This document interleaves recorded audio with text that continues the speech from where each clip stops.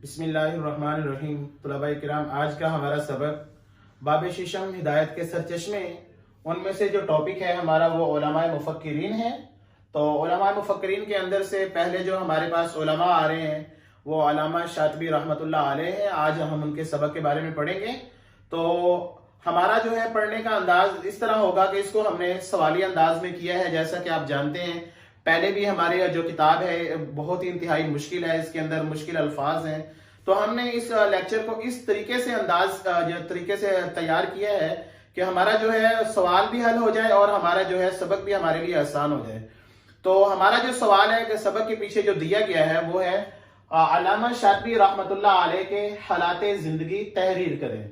अब जो इसमें मुश्किल अल्फाज थे उन मुश्किल अल्फाज को आसान अल्फाज के अंदर बदला गया है और सवाल के अंदर भी अगर कुछ अल्फाज आ रहे हैं तो उनकी भी मानों की वजाहत कर दी जाएगी।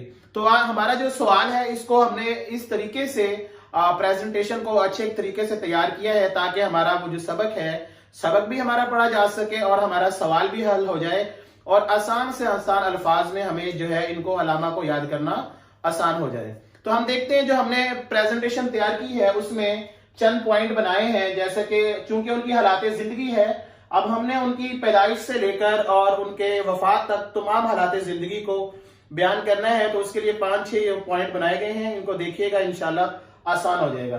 तो सबसे पहला पॉइंट जो हमने बनाया है वो नाम है। चूंकि इंसान की सबसे पहले नाम के बारे में हम जानेंगे तभी उनकी बकिया जिंदगी के बारे में जानेंगे। तो आज जिसके बारे में हम पढ़ रहे हैं तो उनका नाम, असल नाम क्या था? तो उनका असल नाम अबू इसहाक इब्राहिम बिन मूसा अश-शातिबी। अब ये शातिबी जो है इनका नाम जो है, चूंकि ये शातबा के रहने वाले थे, शातबा की तरफ निस्बत करते हुए, जैसा कि हम जिस भी शहर के रहने वाले हों अपने शहर की तरफ निस्बत करते हुए नाम लगा लेते हैं, इस तरह इन्होंने चूंकि शातबा के रहने वाले थे इसलिए इन्होंने शातिबी यानी निस्बत की याद लगा ली और मशहूर हो गए इमाम शातिबी के नाम से। अब ये इनका असल नाम अबू इसहाक इब्राहिम बिन मूसा अश-शातिबी है।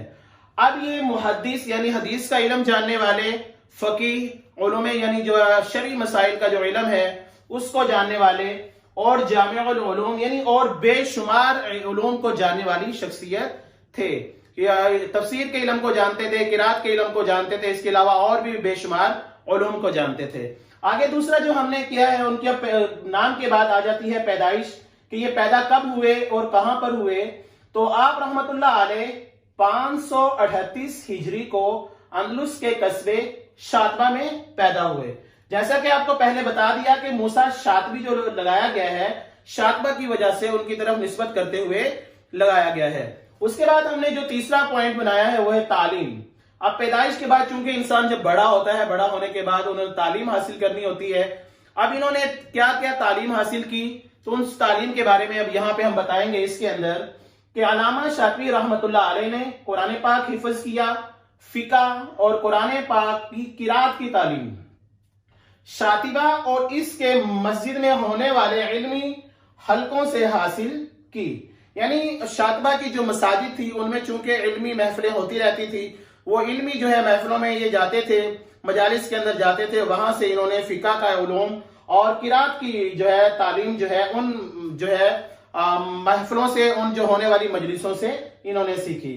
अब इनको बचपन से ही आप रहमतुल्लाह अलैह को इल्म किरात का इंतहाई ज्यादा शौक था और ये फिर किरात का इल्म इन्होंने जो अपने खास उस्ताद थे अबू अब्दुल्ला मोहम्मद बिन अबील आस से हासिल किया।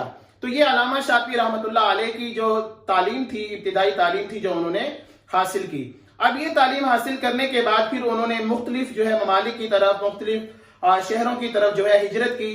तो अब यहाँ पे हमने वो आगे पॉइंट बना दिया हुसूले तालीम, यानी तालीम हासिल करने के लिए आप रहमतुल्लाह अलैह किन किन शहरों में गए।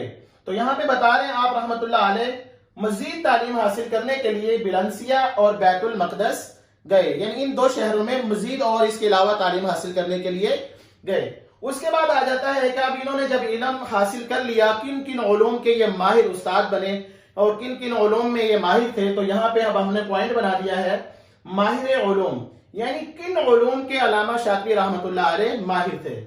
तो आप रहमतुल्लाह अलैह उलूम शरिया यानी शरीयत के जितने भी मसाइल हैं शरिया, उनके उलूम, उस उलूम के ऊपर लुगत या लैंग्वेज को हम कहते हैं या जुबान को कहते हैं, जितनी भी जुबान है लुगत में माहिर थे। किरात यानी किरात का जो भी इल्म है, तफसीर कुरान पाक की तफसीर और शायरी के इल्म के माहिर थे। यानी इन उलूम के ऊपर आप रहमतुल्लाह अलैह को मुकम्मल जो है दस्तरस हासिल थी। उसके बाद अब आप रहमतुल्लाह अलैह में कौन कौन सी सिफात या कौन सी खूबियां पाई जाती थी, उसके लिए हमने एक पॉइंट यहां पे बना दिया कि सिफात।